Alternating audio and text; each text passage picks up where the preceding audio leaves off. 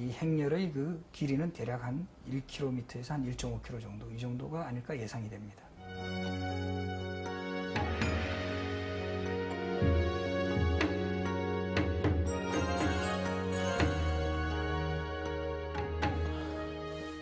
이곳은 통명전.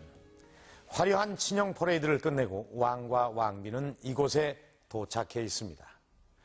궁궐에서 잔치를 치르고 이 혼례의 절정인 첫날 밤을 맞이하기 위해서죠. 이것을 동례연이라고 합니다. 가래도감 의궤에 기록된 내용을 토대로 해서 영조 임금의 첫날 밤을 들여다보도록 하겠습니다.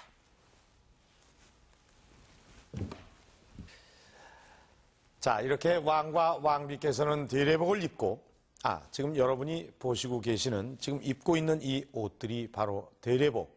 그러니까 요즘 말로 하자면은 결혼 예복인 셈이죠. 왕께서는 이 면복의 면류관, 그리고 왕비께서는 이 붉은색의 저기 차림이십니다. 자, 이 왕과 왕비가 첫날 밤을 맞이하기 전에 이 통명전에서 예식을 치르게 되는데, 그것은 이 왕과 왕비 앞에 우선 이 술상을 차려놓고, 이 상궁은 이 앞에 있는, 그러니까 주정, 즉 이 술 항아리에서 술을 따라 올리게 됩니다.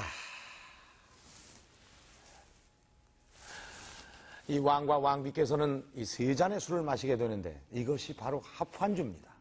그런데 이 영조께서는 좀 피곤하셨는지 빨리 진행하라고 명을 하셨습니다. 자, 이렇게 세 잔의 술을 마시게 된 왕과 왕비는 이 통명전 동쪽에 위치한 방으로 들어가시게 됩니다. 자, 우리 이 왕과 왕비의 신방이 어떻게 꾸며졌는지 들어가 보도록 하겠습니다.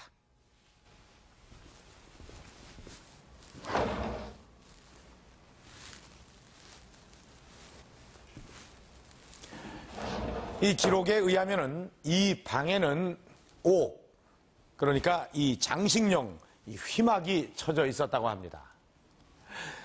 이 영조 임금께서는 이 커튼 밖쪽에서 상궁의 도움을 받아서 이 면복이었던 대례복을 일상복인 골룡포나 익선관으로 갈아입으시고, 또 왕비께서는 이 커튼 저 안쪽에서 옷을 갈아입었습니다.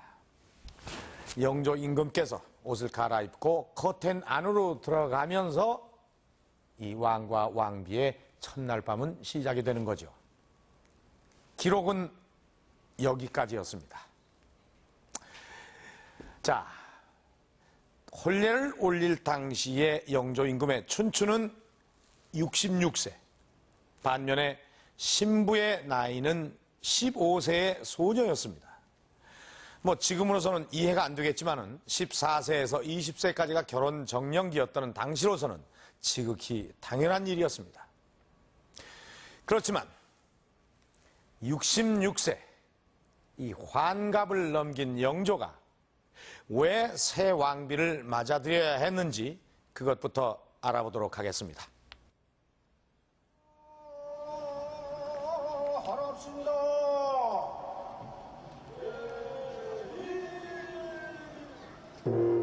지금 왕비가 1호 당문을 통해서 입장하고 있습니다. 지난달 운현궁에서 있었던 고종과 명성왕 후의 혼례 재연.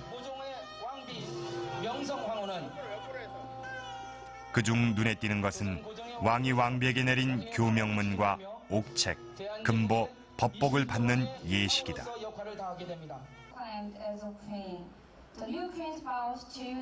교명문은 왕이 왕비를 정하고 나서 내리는 글. 교명문엔 왕이 왕비를 맞는 이유와 결혼에 대한 개인적인 감상이 적혀 있다. 다행스럽게도 궁중유물전시관에서 영조의 당시 교명문을 찾아낼 수 있었다.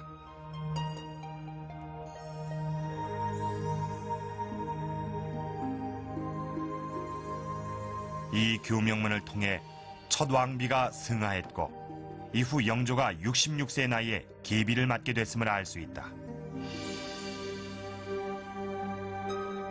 영조는 비어있는 왕비 자리의 중요성을 강하게 내비치고 있었다.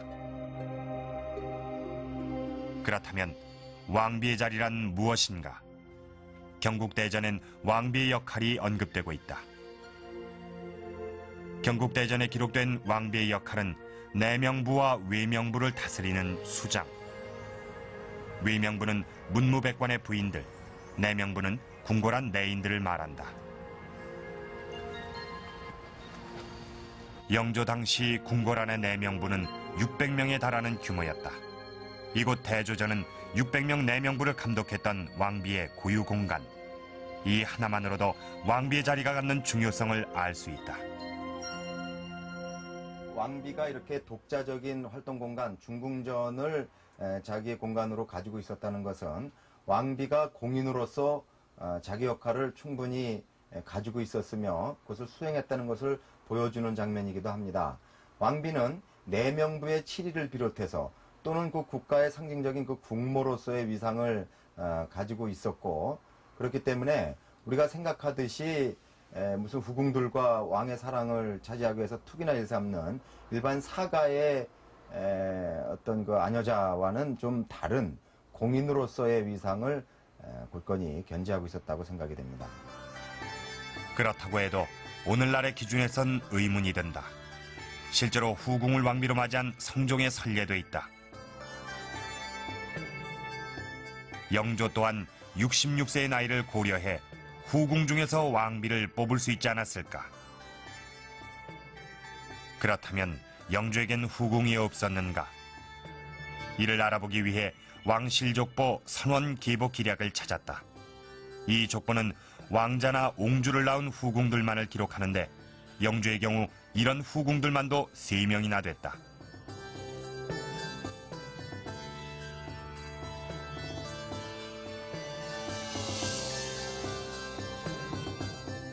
그런데도 영조가 굳이 새로이 왕비를 맞이한 이유는 무엇인가?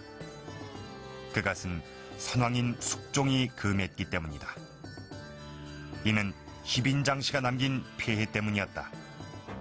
내인으로 궁궐에 들어와 숙종의 총애로 비내 자리에 오른 희빈장 씨. 그녀는 왕비인 인현왕후를 모함해 왕비까지 됐지만 결국 사약을 받았다.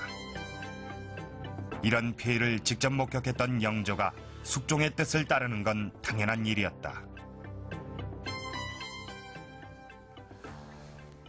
자, 이제 영조는 이 나라 종묘사직을 위해서 국모인 왕비를 맞아들여야 합니다. 오늘날 일반인들도 몇 달에 걸쳐서 결혼식을 준비하는데 왕의 결혼식은 더 말할 나위도 없겠죠. 이 왕의 혼인은 육례라고 해서 그 6가지의 절차를 거치게 됩니다. 먼저 납체, 널리 가려서 뽑는다라는 뜻입니다.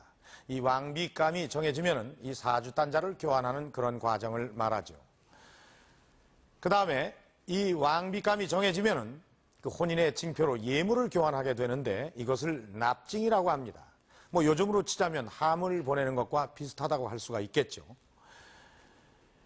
이 혼례 날짜를 잡는 것도 아주 큰일이었습니다.